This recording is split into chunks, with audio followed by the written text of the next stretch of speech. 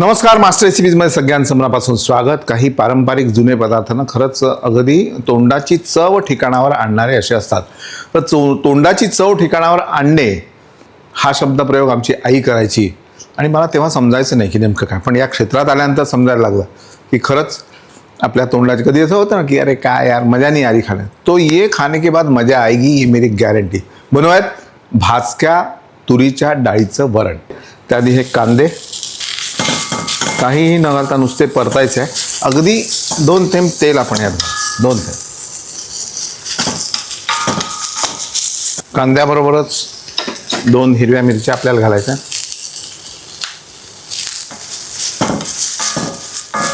हे छान एकत्र असं ब्राउनिश आपल्याला करून घ्यायचं आहे. नंतर यामध्ये तुरीची डाळ. ही तुरीची डाळ आपण धुवून वाळून घेतलेली आहे. यांना एकत्र व्यवस्थित छान भाजून घ्यायचं आहे. खमंग एवढं छान ब्राऊन भाजायचं आहे याला आणि नंतर मातीच्या भांड्यात शिजवायचं आहे. यामध्ये साधारण 2.5 पट पाणी आणि हळद छान शिजवून घेऊ. आता ही डाळ बघा छान शिजलेली आहे. क्या बात है.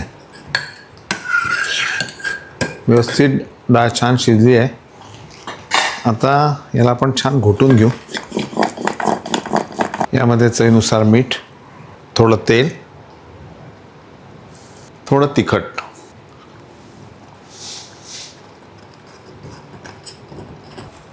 कोथिंबीर मी आत्ताच घालतोय आणि याची आता एक फोडणी तयार करून घेऊ आपण. यावर थोडंसं तेल,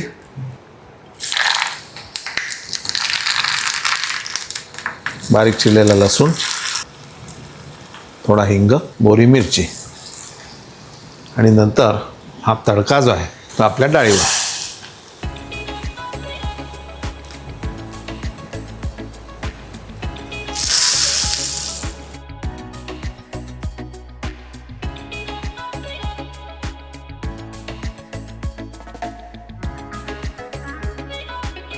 अतिशय सुंदर असा याचा आरोमा आहे आणि भन्नाट प्रकार आहे.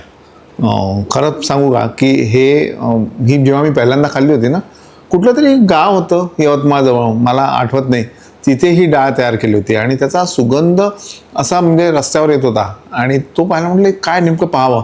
तर म्हणे अशा पद्धतीने ही डाळ बनवतात आणि त्याच्यावर असं जाडजाड अशा पोळ्या होत्या, ही डाळ आणि कच्चा कांदा आणि लिंबू, दॅट्स इट. हे जे काही गोष्टी आयुष्यातनं अशा मनात कोरल्या जातात आणि त्या जन्मभर लक्षात राहतात. तुमच्याही आयुष्यात असे काही प्रसंग घडले असतील रिलेटेड टू फूड, तर खूप प्रसंग असतील, तर तुम्ही आमच्याबरोबर शेअर करू शकता. तुम्ही शेअर केलेले प्रसंग मी इथे म्हणून दाखवीन तुमच्या नावासकट. फोटो पाठवला तर उत्तम. पाहता मास्टर सिरीज लाईक करा, सबस्क्राईब करा, शेअर करा. नमस्कार.